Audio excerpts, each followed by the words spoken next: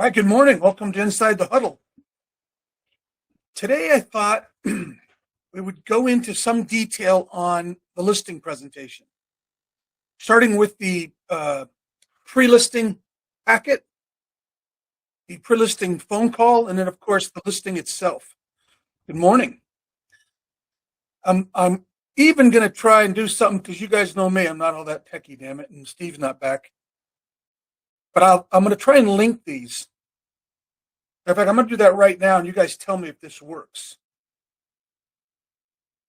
I hit share.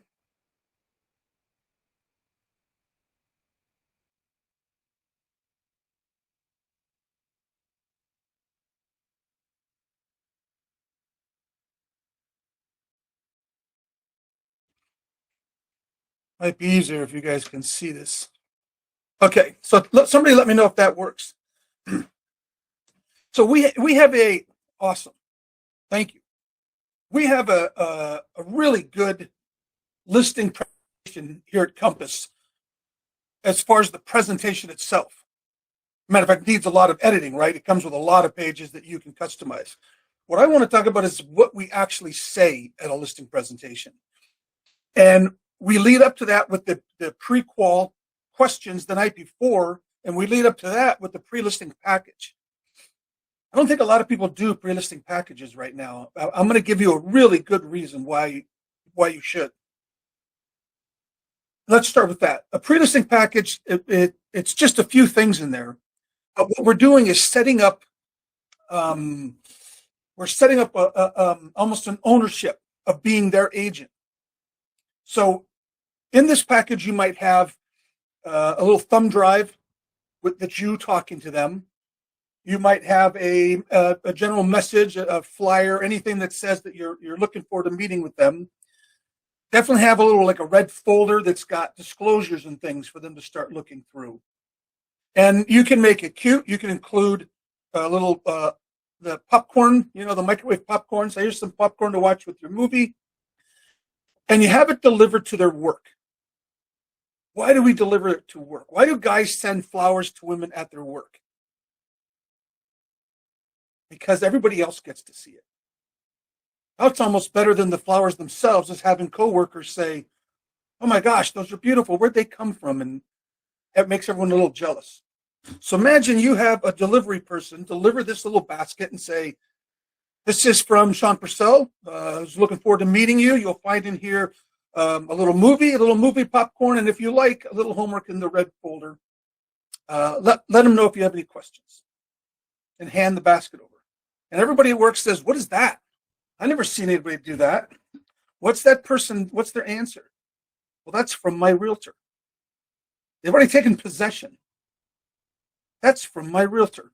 So you've got a big head start going in. That's not the biggest reason to do it, though.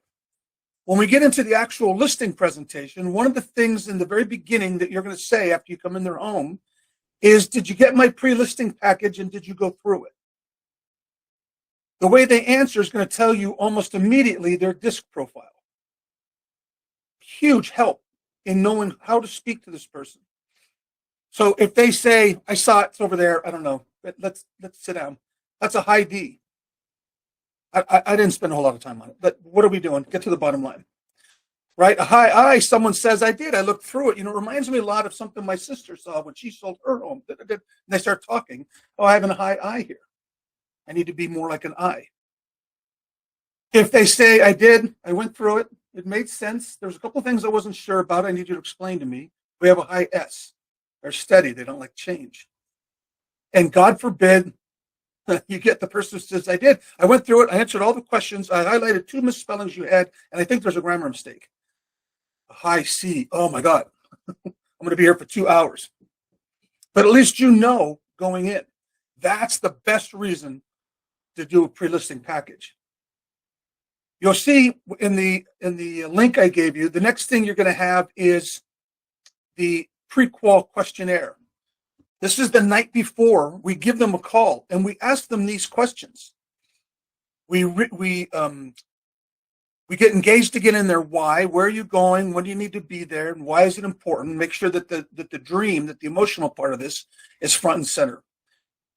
Some of these questions you can see if you've opened it. Now, when I see you, how much do you think you want to list your home for? I want to know what they're thinking before we get there. We're going to have the conversation then, but wouldn't it be helpful to know what they're thinking? They may or may not answer it, but I'd like to ask. I assume you will list with me if the things we talk about make sense to you, and we're ready to go, right? Ask them how much they own the property. Ask them if they've ever thought about selling it themselves. I meet agents say, I don't want to introduce that idea in their head. It's already there. We need to know if we're up against that. Who else are you meeting with? Hopefully they'll give you a name.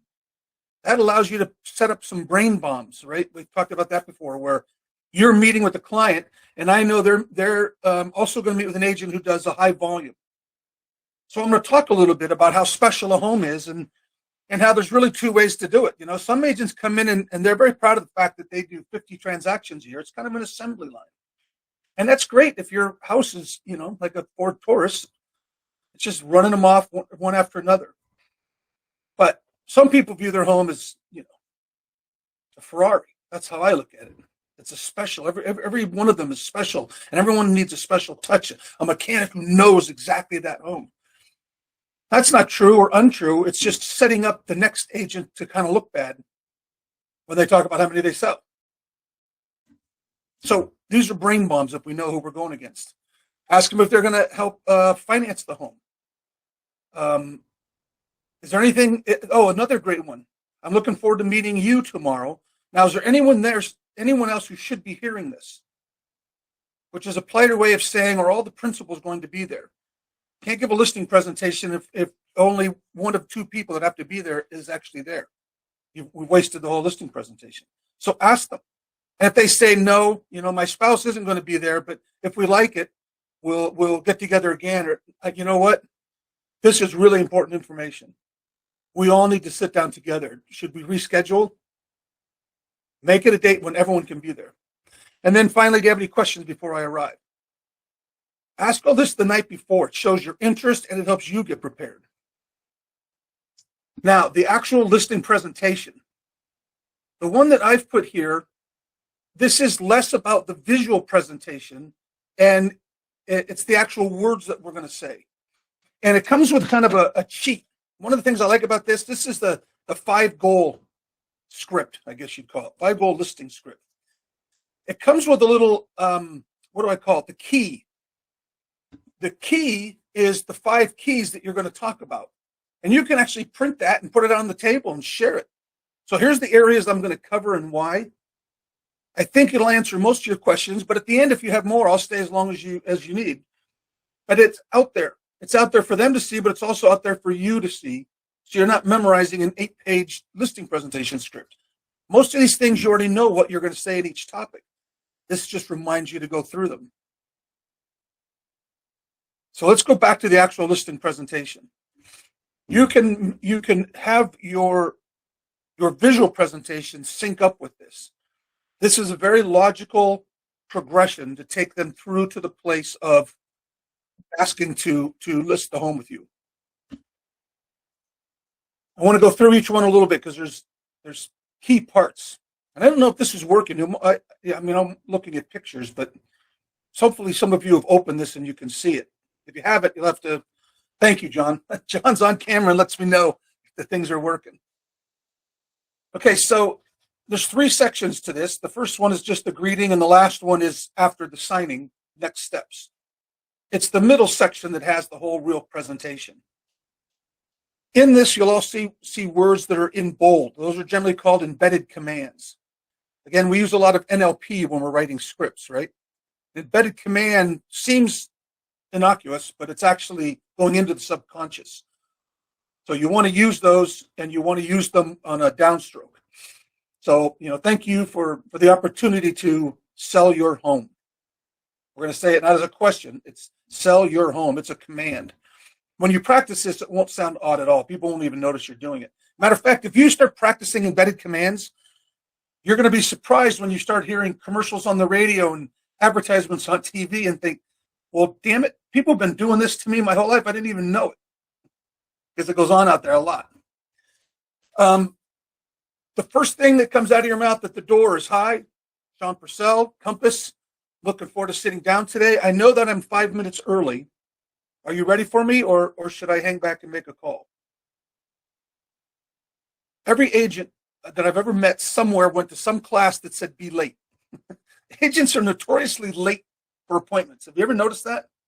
They're late for meetings. They're just run late, and we're too much going on. We're not organized enough. But make sure you're early, and then point out that you're early.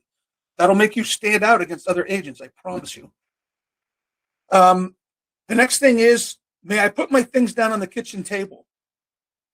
Don't wait for them to walk you there, or have you walk around with your things in your hand, and make sure it's the kitchen table. We can't get a listing done sitting in Barker lounges with the TV going in the living room all laid back. We got to be sitting at chairs where we're going to go through the contract. So start that off. That'll also give you a look at the table, which is a little detail, but all of these things matter depending on how successful you already are. If the table is square or rectangular, you want to get, and you're meeting two people, them on the corners, right? What we don't ever want is to be at the middle of the table and we have one principal at this end and one principal at this end. Because as we're talking to them, we're doing this. What are we saying to them over and over and over? We're saying no. Make sure they're sitting in front of you or on a corner where you can look at them both and not like this. So I come in, I get a glance at the table, I put my stuff down where I want to be to create that. Then we take a look at the home.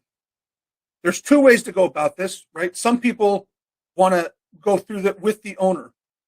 It's a great way to build rapport. I think that's usually what most agents do. That works really well unless you think we're going to be having to talk them down off a high price, which was the reason we asked it the night before. I don't want them to go around with me showing me all the things they love about their home and get excited about their home right before I have to tell them that it's worth $50,000 less than they think it is. So there's no right or wrong there. It depends on what you think is going to happen and whether you want them.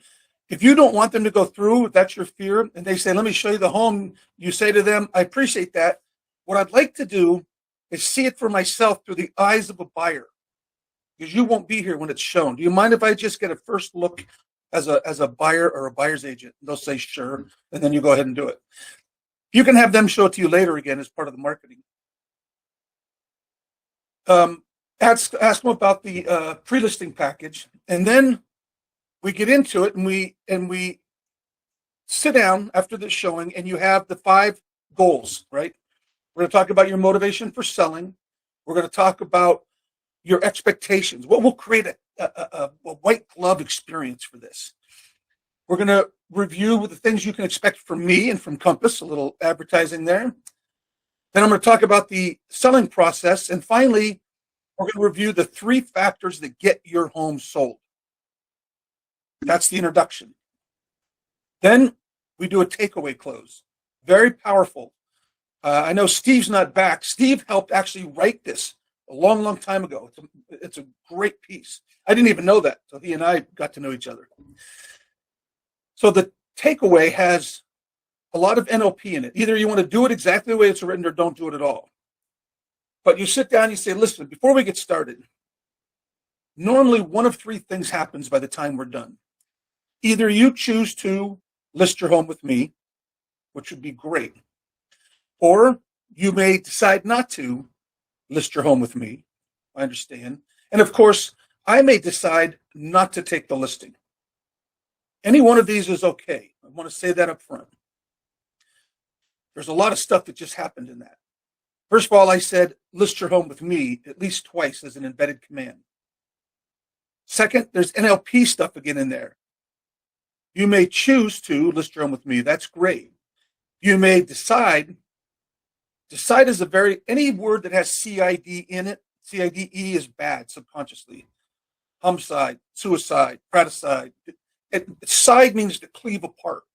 Our subconscious does not like it. You can reinforce that with a flash look. If you notice what I'm saying, I'll say you may decide not. The mind hardly catches it, but the subconscious definitely catches it. This is a bad thing.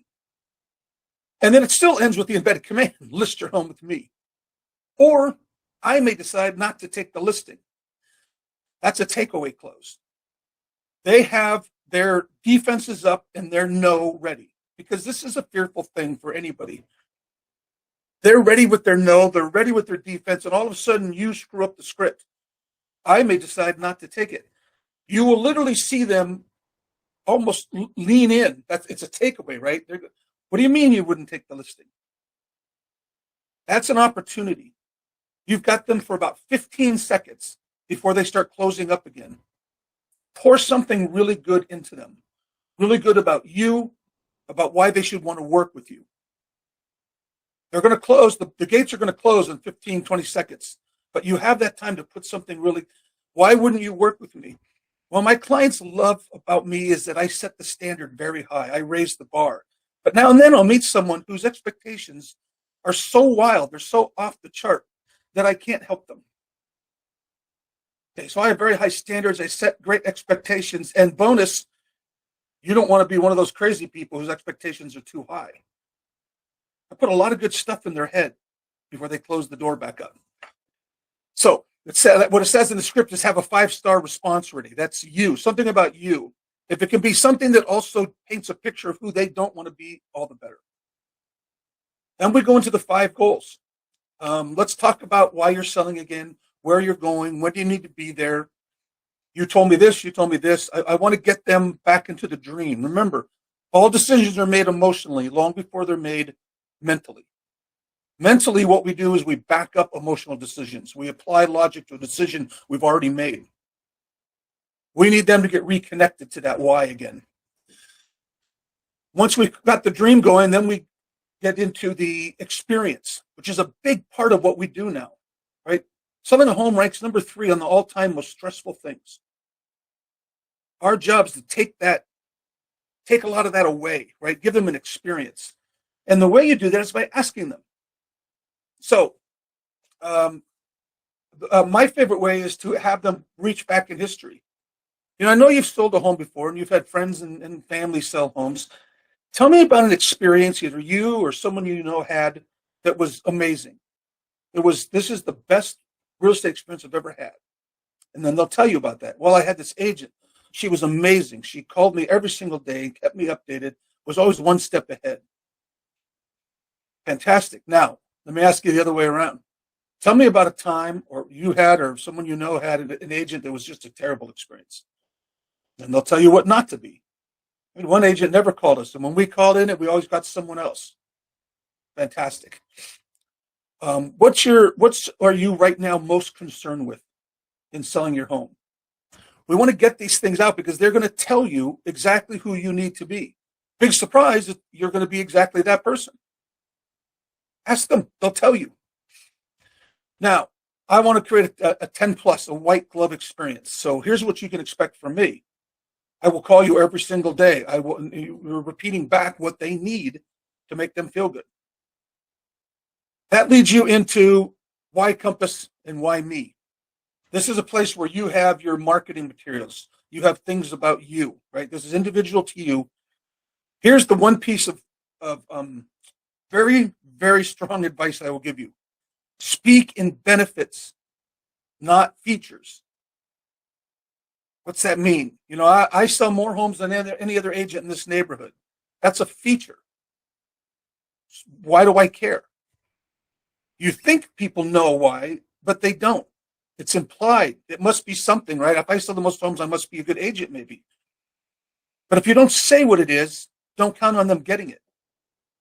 I sell more homes in this neighborhood than any other agent, which means I know all the floor plans. And therefore, I can position your home against all the competition to get the most offers and the best price. Oh, best price, most offers. Okay, that is a benefit to me. Now I get it. Whatever your feature is, whatever things you do, make sure that you make them into benefits. Don't just discuss them as features.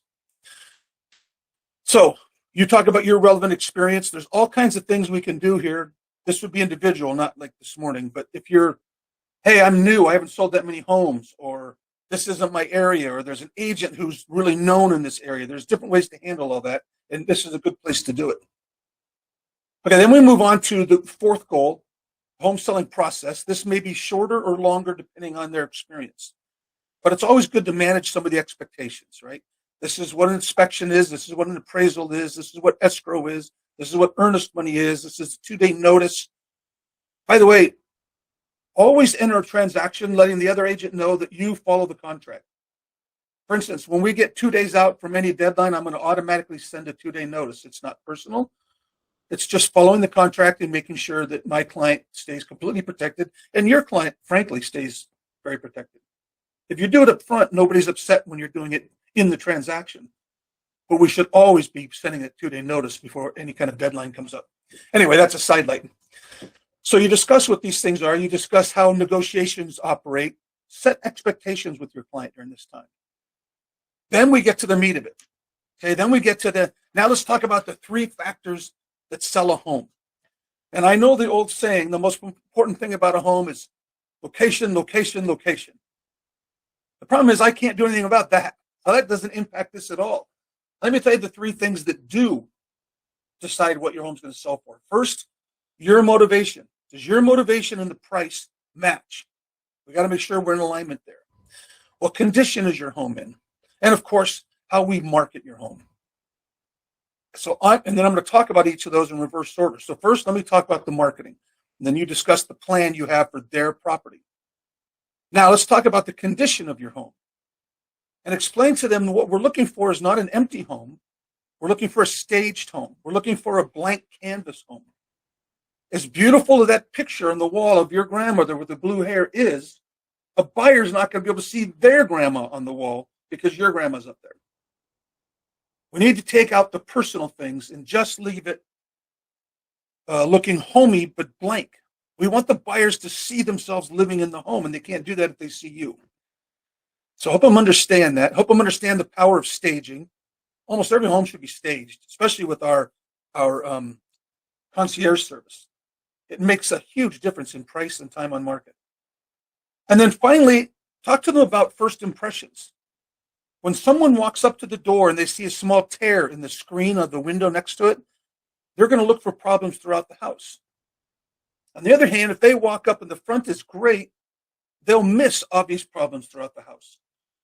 We set that first impression of what they're going to look for in the home after they walk through the door. So let's make sure that curb appeal is off the charts good. These are all expectations, all conversations we can have with them. Then we get to motivation and price. So there's only one factor left now, is what the script says. Does your motivation to sell your home match the price that we're going to put your home out on market at?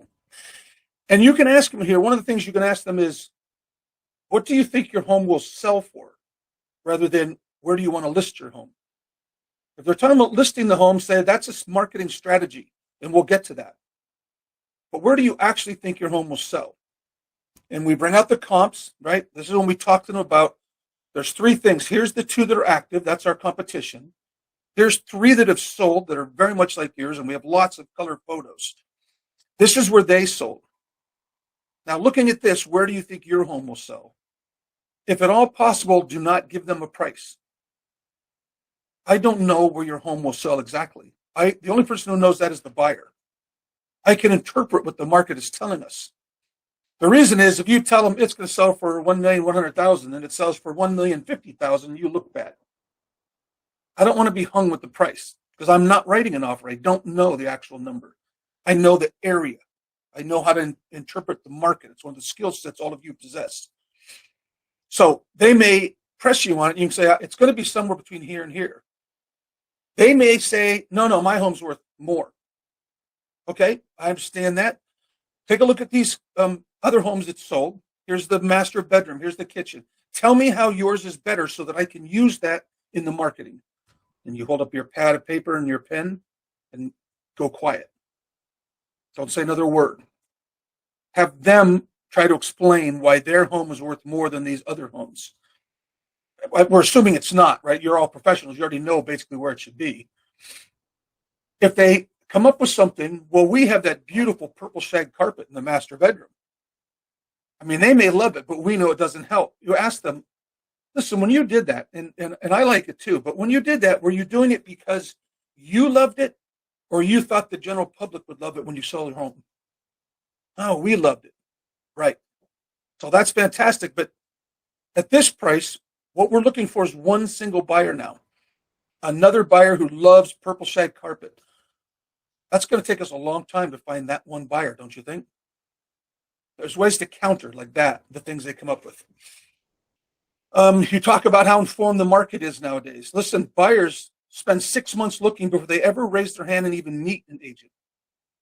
They know the market inside and out. They've been studying it online for months. They're now going through homes and open houses. Then they're narrowing down to homes like yours they want to see with an agent. They know exactly what your home is worth. So we have to pay attention to what the market's doing. Then you go through the comps with them again, and you end up with a closing question. So again, you want to be in Arizona by March, right? Okay. What price do you feel we should use now for strategy? Now that you've got them on what it's going to sell for, what should be our strategy? You can discuss different strategies. We could price it right where we think the market is.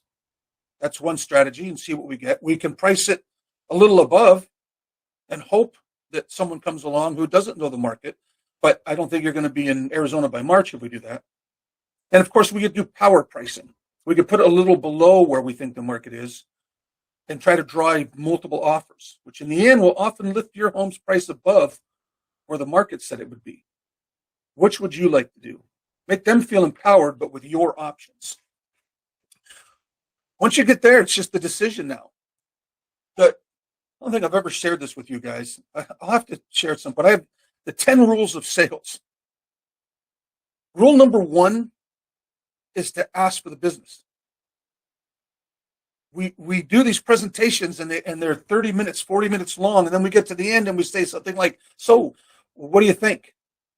That's not a closing question. Are you ready to list your home with me? That's a closing question. Shall we get started right now so that I can get a sign in the yard? That's a closing question. You must close. Do not leave it up in the air for the scared people to decide. That's rule number 1. Rule number 2, never sell past the close. If you got the answer you were looking for, stop talking. The only thing you can do is create a problem. Silence is your friend.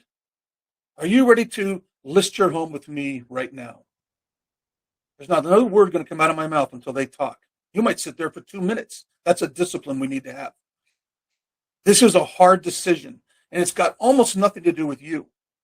Everything you're doing in there is to generate trust.